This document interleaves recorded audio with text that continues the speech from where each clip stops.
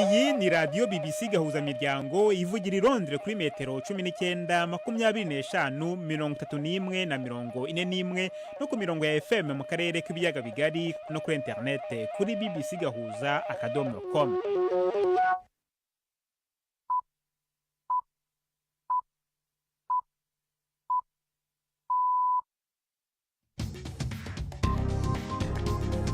Ubu ni saa 10 n'igice ku isaha mpuzamahanga ya GMT, ni saa 12 n'igice ku isaha yo mu Rwanda no mu Burundi. Muri studio muri kumwe na Jacques Niyitegeka. Izi ni ingingo z'ingenzi zigize aya makuru. ONU igiye gutanga miliyoni 110 z'amadolari zizava mu kigega cyayo cy'amahina kugira ngo isubize kugabanuka gukabije mu rwego rwo gushyigikira ibikorwa byayo by'ubutabazi ku isi. Abayobozi mu bihugu bigize umuryango w'ubumwe bw'Uburayi basezeranyije ko batazatererana Ukraine igihe bahuriraga mu nama yihutirwa yo mu rwego rwo kwirinda mu bya gisirikare. ONU iravuga kandi ko ihangayikishijwe cyane n'amakuru y'ibikorwa byo kutubahiriza uburenganzira bwa muntu bikorwa n'ingabo za Sudani ndetse n'inyeshyamba zo mu mutwe wa RSF muri Sudani. Tuyafite n'ikinamico urunana muri mwese, ikaze muri aya makuru yo kuri wa kane turi ku itariki ya 6 z'ukwezi kwa gatatu.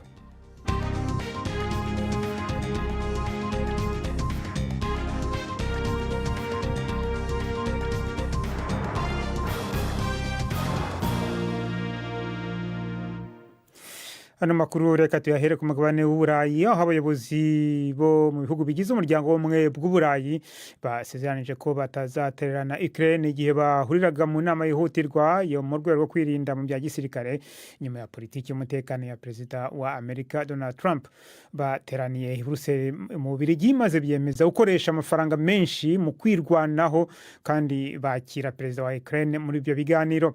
Minisitiri w'intebe wa Pologne Donald Tusk yashimangiye ko Uburayi bushobora gutsinda amakimbirane ayo ari yo yose mu rwego rwa gisirikare cyangwa mu bukungu bwagirana n'Uburusiya.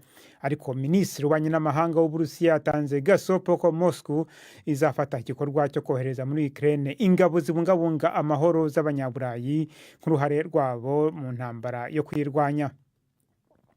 Umuryango w'abibumbye ugiye gutanga miliyoni 110 z'amadolari zizava mu kigega cyawo gikorwamo mu bihe by'amahina kugira ngo usubize ibyo usobanura ko hari ukugabanuka gukabije mu rwego rwo gushyigikira ibikorwa byawo by'ubutabazi ku isi. N'ubwitangazo ryawo niritavuze Amerika mu izina, icyemezo cya Perezida Trump cyo guhagarika 90% by'inkunga za Amerika kimaze nk'uko abashinzwe ubutabazi babivuga kugira ingaruka mbi kuri ibyo bikorwa. Ni inkuru ya Imogen Fox mugizweho na Yvette Kabatesi.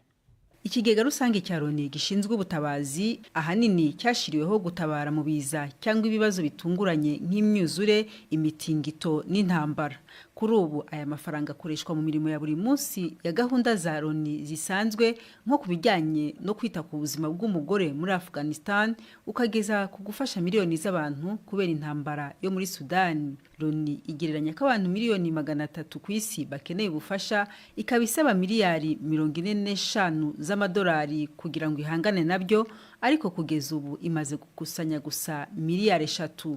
Kuba ibindi bihugu biri mu Bwongereza n'Ubudage nabyo biriho bigabanya imfashanyo byatangaga mu mahanga, izo miliyoni 110 z'amadolari ONU ifite ubu nta kintu kinini zizabasha gufasha.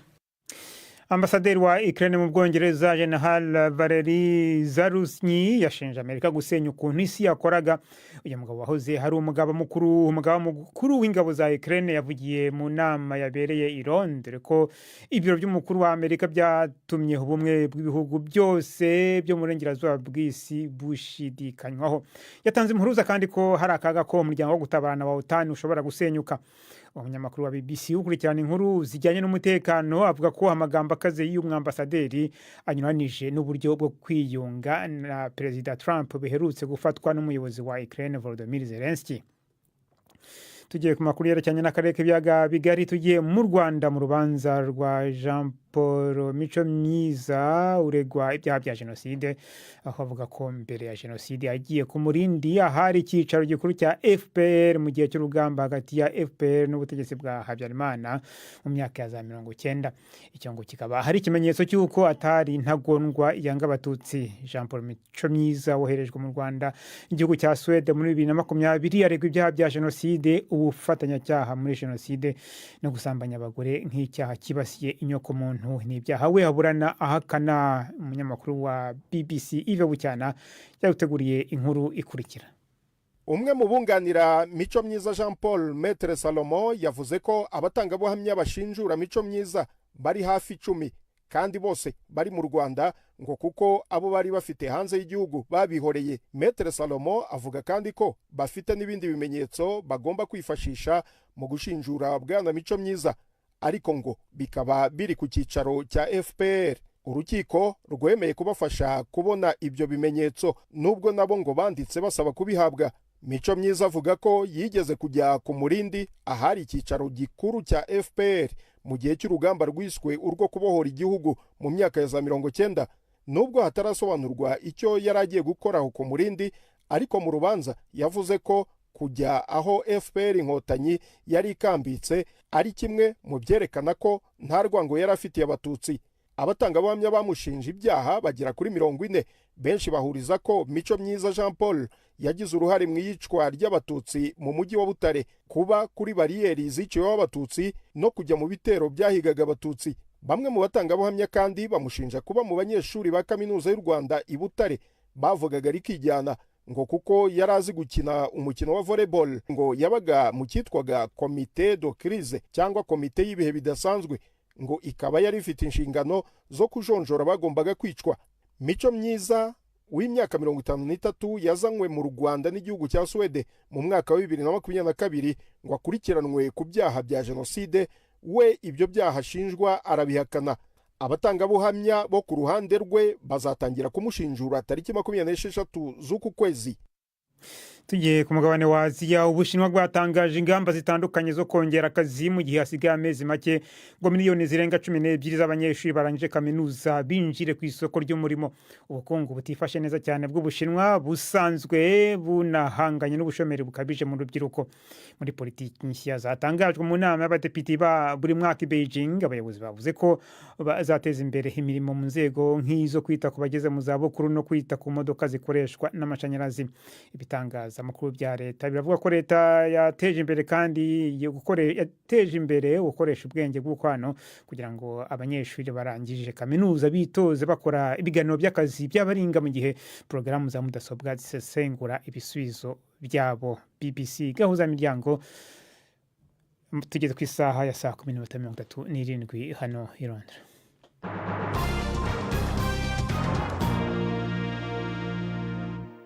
Tugaruke ku mugabane w'Uburayi. Lithuania yabaye igihugu cya mbere cyavuye mu masezerano mpuzamahanga buza ibisasu byo mu bwoko bwa cluster biturikamo ibindi bisasu bito iyo birashwe. Bikaba bitewe rero n'icyo yita impungenge mu rwego rw'umutekano kubera umuturanyi wayo ari we Uburusiya. Iki gihugu kiri mu muryango wo gutabarana wa OTAN kiravuga ko kigomba kongera ingufu mu kwirwanaho nyuma y'intambara Uburusiya bwashoje kuri Ukraine, kikaba gitinya rero ko nacyo gishobora guterwa n'Uburusiya. Ni inkuru ya Dani Abehad mugezweho na Prime Ndikumagenge.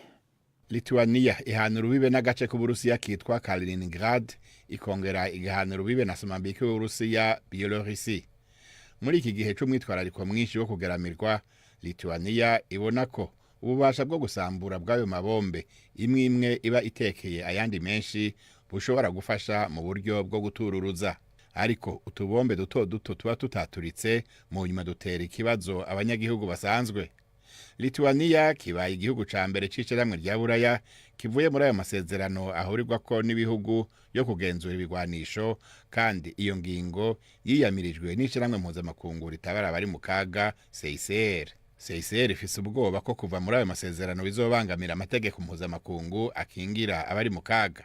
Yasabye leta ya Lithuania gusubira kuvyiyumvira. Ico gihugu kiriko kiriyumvira kandi kuva mu yandi masezerano mpuzamakungu aca ibisasu bitegwa mu kuzimu mine antipersonnel. Ivyo vyose n'ibindi bishamikiye ku gitero Uburusiya bwagavye ku gihugu cose ca Ukraine.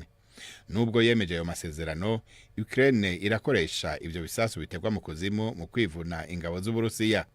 Uburusiya bwo busanzwe bubikoresha cyane kandi n'ayo masezerano ntibwayemeje. Tunyarukire gato mu burasirazuba bwo hagati, Syria irebwa ko yakiriye inoti za mbere nshya z'amafaranga zari zaratinze kuza zakorewe mu Burusiya, kandi ngo biteganijwe ko hazoherezwa n'izindi nyinshi mu gihe kiri imbere. Ayo mafaranga afite agaciro ka miliyoni 40 zibarirwa muri 40 z'amadolari. Indege yagejeje ku kibuga cy'indege cy'i Damas ejo kuwa gatatu, maze ajyanwa n'umurongo w'amakamyo kuri banki nkuru y'igihugu. Ubutegetsi bwa Assad wahoze ayobora Syria bwari bwaragiranye amasezerano ya buri kwezi n'inshuti yabwo magara hariwe Uburusiya yo gukora izo noti, ariko ihinduka ry'ubutegetsi i Damas hashize amezi 3 ryari ryaratumye ikorwa ry'ayo mafaranga mu gihe kiri imbere rishidikanywaho. Tugaruka muri Afrika, ingabo zirwanira mu kirere nako dusubira ku mugabane wa Aziya. Ingabo zirwanira mu kirere za Korea y'Epfo zasabye imbabazi nyuma yaho indege ebyiri z'intambara zazo zisutse ku buryo butunguranye ibisasu 8 ku murenge utuwe n'abaturage abasivile mu gihe zari mu myitozo ya gisirikare. Abantu 15 bakomeretse, 2 muri bo bakomereka mu buryo bukomeye. Ni inkuru ya Jean Mackenzie mugezweho na Jean-Claude Mwambutsa. Igisirikare kirwanira mu kirere cya Korea y'Epfo cyari mu myitozo yo kurasa cyakoranaga na Leta Zunze Ubumwe za Amerika hafi y'umupaka iki gihugu gisangiye na Korea ya ruguru, ubwo umwe mu bapilote yarekuraga ibibombe byo kwibeshya bikagwa ku gasozi gatuwe kari hafi aho. Igisasu kimwe kituye ku nzu kirasandara cyangiza ingo ziri hafi aho ndetse n'urusengero. Ibinyamakuru byaho bivuga ko abantu 2 bagize imvune z'ijosi n'intugu. Aba bakaba barimo umusaza wakubiswe n'ikimanyu cy'igisasu ari mu modoka yaratwaye. Abaturage basohowe mu mazu yabo mu gihe amatsinda y'inzobere yageragezaga gukuraho ibishwanyu by'ibisasu. Ngo bijya bibaho ko ibisasu bigwa hafi y'ahatuye abantu mu gihe cy'imyitozo nk'iyi, ariko ubwoko nk'ubu bw'ikomereka ntibukunze kuboneka. Igisirikare kikaba cyavuze ko kizakora iperereza. ONU iravuga ko ihangayikishijwe cyane n'amakuru yo gupfa guta abantu muri yombi n'iyicarubozo bikorwa n'ingabo za Sudani ndetse n'inyeshyamba zo mu mutwe wa RSF muri leta ya Khartoum muri gihugu cya Sudani. Icyegeranyo gishya cy'akanama ka ONU gashinzwe uburenganzira bw'ikiremwa muntu kw'isi cyerekana ifungwa ry'abagore n'abana, kikanagaragaza ihohoterwa rishingiye ku gitsina n'ihohoterwa ry'imfungwa z'abagore muri gereza ebyiri zigenzurwa n'inyeshyamba zo mu mutwe wa RSF. Cyerekana kandi ko abana bafite imyaka itari munsi ya 14 bakoreshwa nk'abarinzi, mu gihe abandi bafungirwa mu byumba bya gereza byuzuye imfungwa nyinshi kandi bidafite umwuka uhagije. Abahoze bafunzwe bavuze ko bafashwe nabi cyane kandi bakorerwa n'ivangura rishingiye ku moko.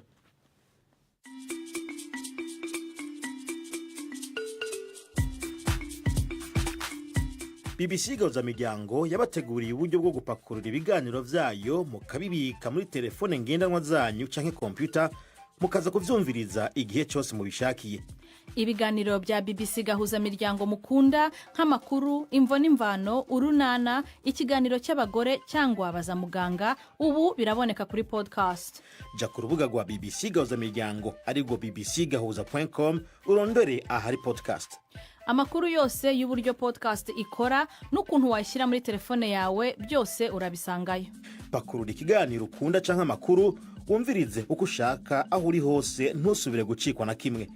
Taramana ibiganiro bya BBC Gahuzamiryango kuri podcast.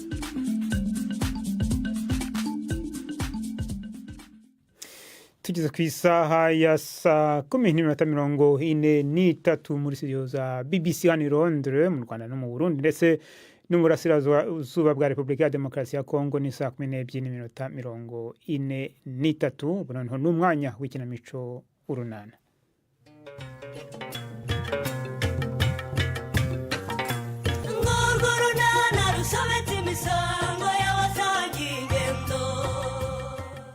Ubuyobozi bwa Nyarurembo bwahagurukiye kwiga ku kibazo cy'imyanda ihumanya. Mukobwaje nawe ntakozwe ibya gahunda yo gukurikirana imikurire y'abana. N'urunana. Warumbwiye uti Kirufu. Niko abana bamaze kujya ku ishuri waje tukajya mu mirimo.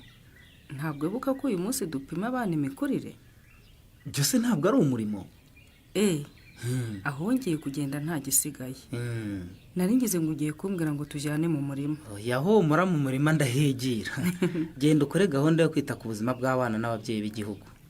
twarakemeje kandi tugomba kugakora neza nta ntugunda, nta gomwa, nta no kugononwa. Anosiya, ndakumva. mpereza iyo telefone yanjye rero maze ubundi ukinga inzu tugende. Rufo.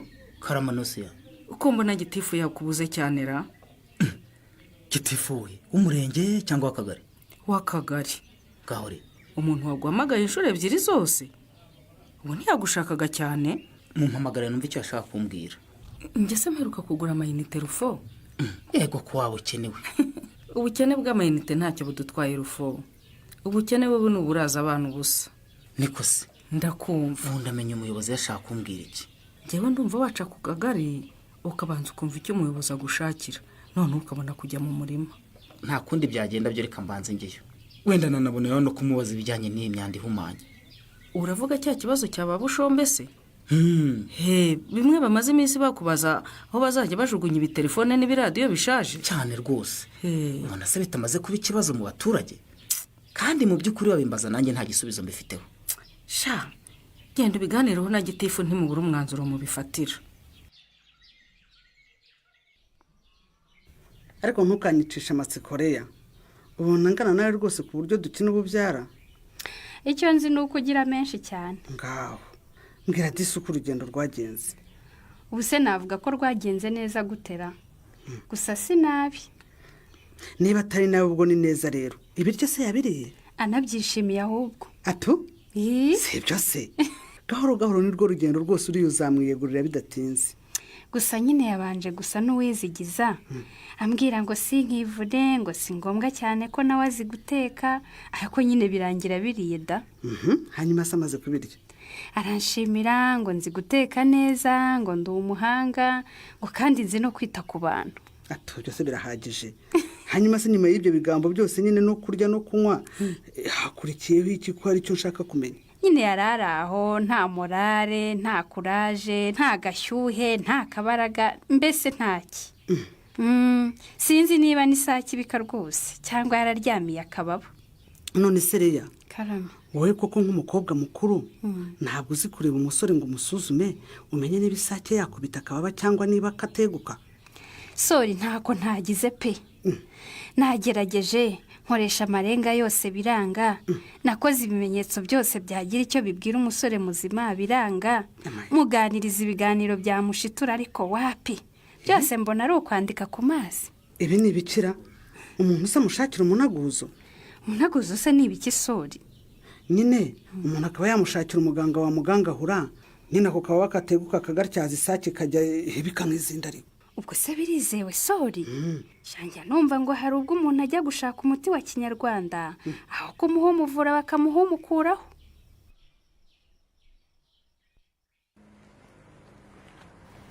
kuko hataje se uragarukira he mukobwa ja? harya ubu ntuzi ko nsigaye ndi umukapita ku ishani ya Stefano? aha ko nakora ubuyede se mugabo wanjye akaba atabukora, urumva ibyo ku ishani nabimenyeraye. nanjye binyobere, mukakaremera wo mu kirese yamenye uko ubuyede bukorwa gute. nyamara nuko unyumvise nabi ntabwo ari byo nari nshatse kuvuga rwose mukobwa ja.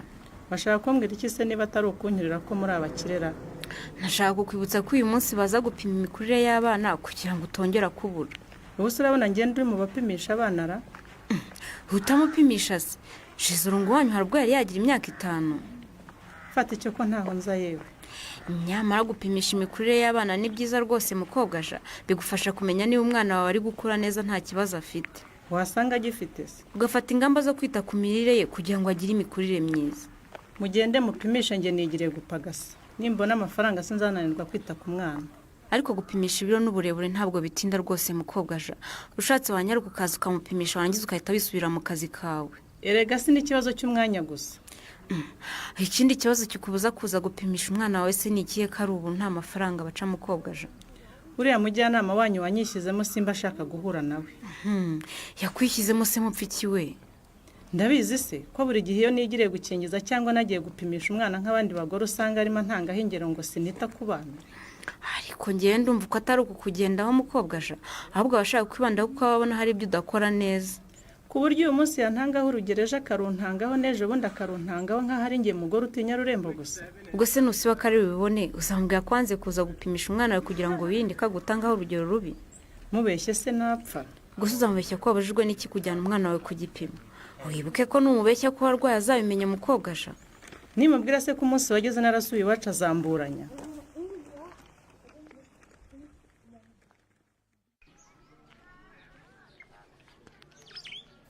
yewe wakwiyicariye aho se murakoze giti mu mudugudu se bimeze neza rufo mu mudugudu wanjye rero urebye nta kibazo usibye gusa akabazo nakurebye si akabazo ahubwo ni ikibazo ni ikihe kibazo cyerekeranye n'icyo ni ikibazo cyerekeranye n'ibidukikije mu mudugudu twashyizeho ingamba zo gutera amashyamba ku misozi miremire tugahinga ducukuye imirwanyasuri noneho tugatera ibiti bivangwa n'imyaka ariko hari ikibazo kimwe kituzengereje tutanafitiye igisubizo ubwo ni ikihe ni ikibazo cy'imyanda ihumanya giti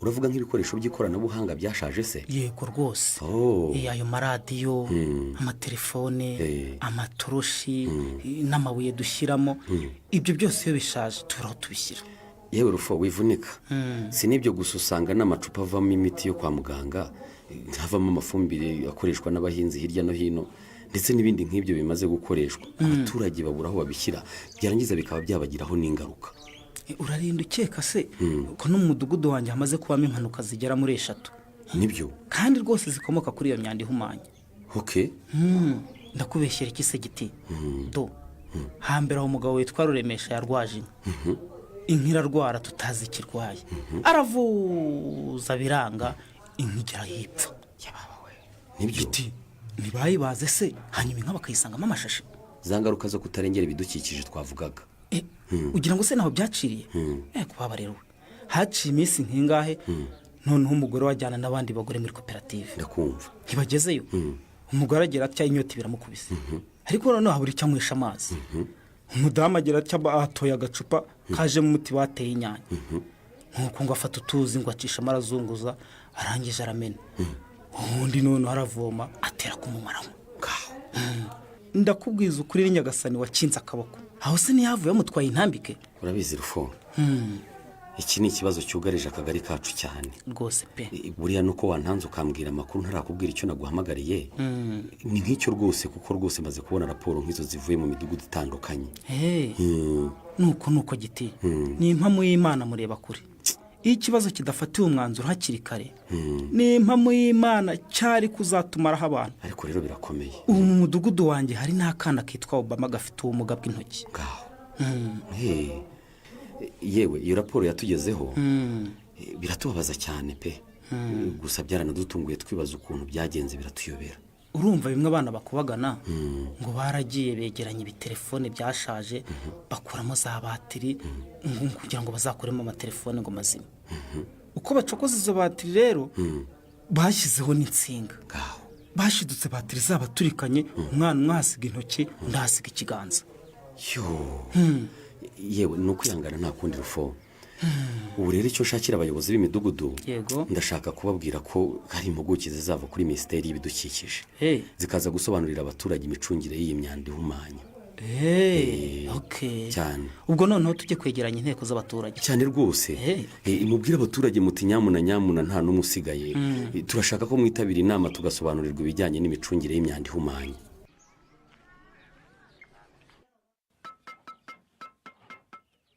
none se ndatakazi bose enda ngwe none nkwereke ibyo mukuraho hano aha se ntitwaharangije aricyo tuhakoraho Stefa nashakaga kuva muri biriya biyede ukaza tukaba twiganirira yicarira aho ngaho ube wiruhukira utaza kubura n'akabaraga ko gusinya aya madosiye ubu si uyu munsi turayasinya Stefa turabuzwa n'iki se ikaramu yanjye iriteguye rwose ntugire ikibazo ndumva ngewe muri iyi minsi twaba turetse nkabanza nkajijisha Pascal watangiye kujya nkeka Pascal ntagutera ikibazo rwose yabura kukinera gute se kandi yatangiye kunkeka uzi ko ejo namubwiye ngo nakugurije amafaranga akambwira ngo ubwo si amafaranga gusa naguhaye n'ibindi no gupfa kuvuga ariko nta gihamya afite mu gitondo twahuye ashaka kuzamura ivogonyo ndamubwira nti niba wumva utanyizera umbwire umugore wawe mwirukane avuga ngo iki? ubwoba bwamwishe nsaba imbabazi ngo simwirukane ngo cyakora nyine njye gucyura kare.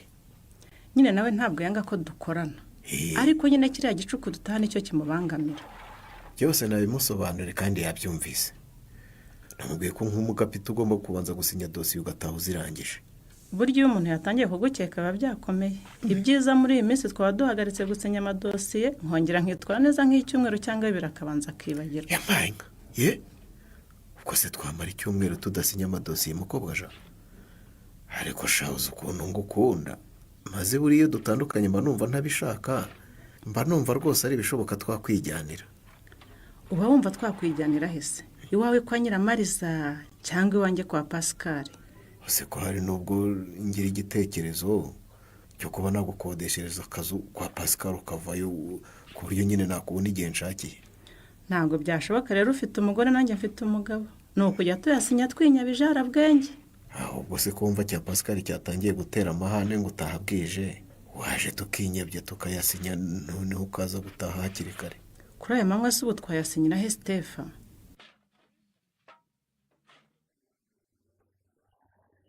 Ese burya nibyo byawe kiri?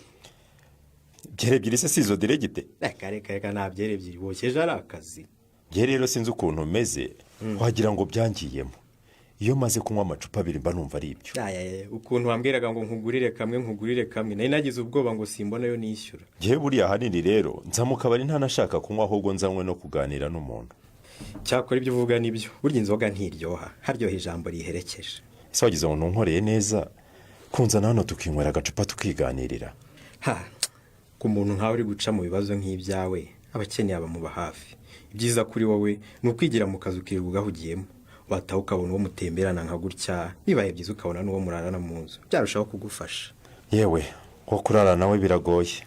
Birumvikana cyane, usibye ko ubu watangiye no gukomera, ntacyo kibaye. Iyi minsi itambutse yari nzengereje wa mugabo we ntubibone gutya. Naryamaga ntibuke, bwacya ntibwire. Aho nabaga ndi hose mu mutwe wanjye habaga huzuye manyese gusa. Reka mbwire Christian, waguseka ntutazi urukundo icyo ari cyo. Uzi ko waraterese umukobwa mukamarana ukwezi 2-3 umwaka ugashira mukundana. Ku munsi wo gusaba akakubwira ngo burya narabyaye, ahubwo uri intwari Christian, hari n'uwarwara akajya kwa muganga. Ngewe rero buri ikibazo nagize ntabwo ari uko yabyaye. Ikintu gikomeye na n'ubu ntabasha kwiyumvisha, n'ukuntu yampisha ikintu gikomeye gutyo akabimbwira ku munota wa nyuma. Ese ubwo nimba yaraguhishe ko yabyaye kandi ari ibintu bizwi n'umwana harari inkumi, ubwo wabaye baterekeye yabikubwira? Urumva nyine ntabwo yarihingutse, abaye afite se uburwayi runaka, urumva hari icyo nazigera amenya? Biragoye kwizera umukobwa ushobora kuguhisha ibintu nk'ibyo pe. Ejo yanyandikiye ibaruwa ndende nk'iyo Paulo yandikiye Timoteyo, ambwira ngo nawe si we, ngo n'abantu bamubeshye ngo azicecekere. Hanyuma yansabaga imbabazi ngo nubwo tutakomeza gukundana, ngo ariko nimubabarire ngo tuzibera inshuti zisanzwe. Buriya sanyesi ku myaka ye n'ubu nararibonye bwaracyari umukobwa washuka kemerara. Uyu mujyanama wa Chris se azamufasha gufata icyemezo gikwiye. Ntuzacikwe n'ikiganiro Urunana cy'ubutaha. Ikinamico Urunana mwitegurirwa n'umuryango Urunana Development Communication, mukayikurikira kuri radio BBC kuwa 2 no kuwa 4 saa 12:45 z'umugoroba. Ikinamico Urunana kandi mwayikurikira kuri YouTube. Kuyigeraho andika ijambo Ikinamico Urunana Official maze utange n'ibitekerezo. Uramutse ufite ikibazo cyangwa igitekerezo kandi wifuza kutugezaho, watwohereza ubutumwa bugufi bwanditse kuri telefone igendanwa 0783181064. Mushobora kandi kunyuza ubutumwa kuri page yacu ya Facebook. Kwigeraho no kwandika ijambo Urunana. Tubibutse ko tubagezaho ikiganiro gikuyemo ibice by'Urunana twumvise mu cyumweru. Icyo kiganiro tukibagezaho ku cyumweru saa 9:30 za mu gitondo na saa 11 z'umugoroba kuri BBC. Dusubikiye ikiganiro Urunana cy'uyu munsi naho butaha. Barakoze bagenzi bacu mu ikinamico Urunana, nibo rero bashoje amakuru yacu yo kuri uyu wa 4 itariki ya 6 z'ukwezi kwa 3 2025. Amakuru yarahagarariwe na Mark Niyonkuru, ku buhanga bw'ibyuma hari Derek. Andi makuru yacu arakomeje ni ku rubuga rwacu rwa internet BBC gahuza.com. Amakuru kuri radiyo na hejo ku masaha nk'aya. Mwakoze guhitamo BBC Gahuza Miryango.